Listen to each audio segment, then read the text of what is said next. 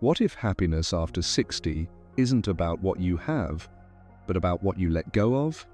Because for years, we've been taught that happiness comes from achievement, from doing more, owning more, being more. But then you hit your 60s, and suddenly the pace shifts. You look around and wonder, now what? The kids are grown, the job is done, the pressure eases, but so does the structure. And for a lot of people, that space feels strange, quiet, even lonely. You might ask yourself, is this it? Why don't I feel as happy as I thought I would? Did I miss something? If that sounds familiar, you're not alone. The truth is, happiness doesn't retire, it changes form. And in this video, we're going to explore exactly how to find it again, not by chasing what's gone, but by reconnecting with what's always been inside you. We'll talk about letting go of pressure, finding joy in the everyday, and creating a life that feels good, not just looks good. Because the second half of life? It's not about settling, it's about coming home to yourself and finally finding peace in your own skin. And yes, real happiness still lives here. Happiness after 60 isn't loud. It's not about parties, big purchases, or picture-perfect days. It's not something you chase, it's something you notice. For most of our lives, we're taught that happiness comes when we achieve something, retire well, travel more, stay busy, keep up. But that version of happiness is often built for the outside world. The truth? Real happiness after 60 is quieter and deeper. It's peace when you wake up and don't have to rush. It's comfort in your own skin. It's a conversation that makes you feel seen. It's knowing you don't need to prove anything to anyone anymore. You start to realize happiness isn't the big moment. It's the warm cup of tea, the bird at the window, the relief of being real. It's also in what you stop doing, stressing over what others think, carrying guilt that doesn't belong to you, living on someone else's timeline. So maybe the key isn't to find happiness. Maybe it's to redefine it. From excitement to contentment. From more to enough. From being liked to being yourself. You don't have to go searching. Sometimes the happiness you're looking for is already inside your own quiet life. One of the heaviest things we carry after 60 is the word should. I should be happier. I should have done more by now. I should be more active, more social, more grateful. These silent expectations can feel louder than ever in this season of life. And the truth is, they steal your peace. Here's what no one says.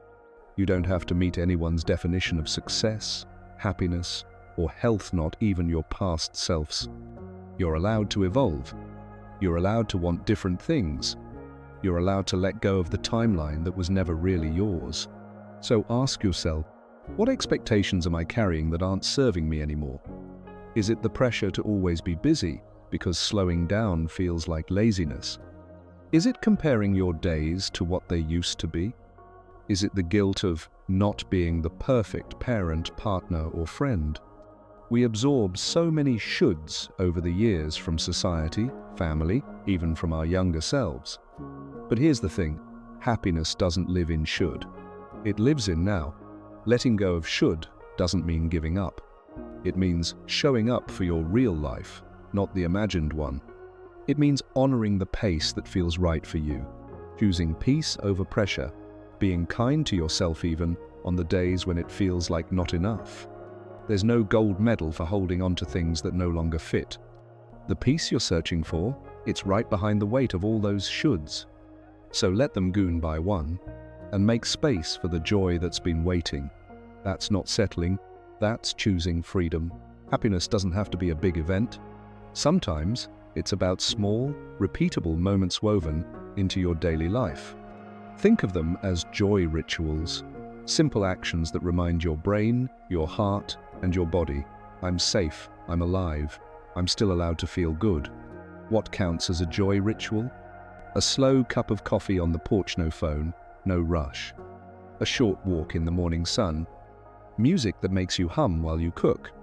Lighting a candle at night just for the atmosphere. Sending a kind message to someone just because. Watering your plants while talking to them. Reading a poem aloud to yourself. Sitting quietly with your hand on your heart saying, I'm okay. These things seem small, but over time, they rewire your nervous system. They give your days rhythm, and that rhythm builds emotional stability. After 60, routine becomes more than just structure, it becomes medicine. And joy rituals are how you keep beauty and light within reach.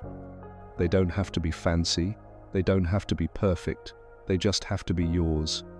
The goal isn't to impress anyone, it's to reconnect with yourself. To give yourself permission to feel good for no reason at all. And do them regularly, daily if you can, even if it's just for 10 minutes. Because the truth is, joy isn't always loud. It isn't always spontaneous. Sometimes you have to invite it on purpose. And when you do day by day, it starts to feel at home again. Here's the truth. After 60, loneliness can sneak in even if you're surrounded by people. Maybe friends have moved. Maybe loved ones have passed. Maybe you've drifted from social circles that once felt like home. And the older we get, the harder it can feel to start again. To reach out, to say, hey, I need connection too. But here's the thing, you do need it. We all do. Connection doesn't mean having dozens of friends. It means finding even one or two people who truly see you, who checks in, who laughs with you, who let you be yourself without performance. Happiness thrives in spaces where you feel safe emotionally, mentally, and energetically. So if your current circle doesn't support that, it's okay to shift. It's okay to step back from people who drain you. It's okay to reach out to someone new. It's okay to rebuild a connection, even if it's been a while. Join a book club, message an old friend, volunteer, take a class, talk to the neighbor you always wave to, find a walking group, attend a local event, try something small. Let people see you again, not just the polished parts. The real you, the soft, wise, complicated, hopeful you. Because the truth is, we all want the same thing. To feel less alone, to know we matter, to feel like someone would notice if we weren't there. And connection is the bridge back to joy. If that voice in your head says, it's too late, ignore it. You are not invisible. You are not finished. You are still worthy of closeness, laughter, and belonging. It's never too late to find your people again, or for the very first time. If you've been wondering whether happiness is still possible after 60, let this be your reminder, yes, it is. Not in a perfect life, but in a meaningful one. Not in noise, but in stillness. Not in doing more, but in being more you. Let go of the shoulds. Redefine joy, build small rituals, reach out. You're not too late, you're right on time. If this video spoke to you, give it a like, share it with someone who needs hope. And hit subscribe, we've got more gentle, grounded guidance coming your way. You deserve peace. You deserve happiness. You deserve this chapter.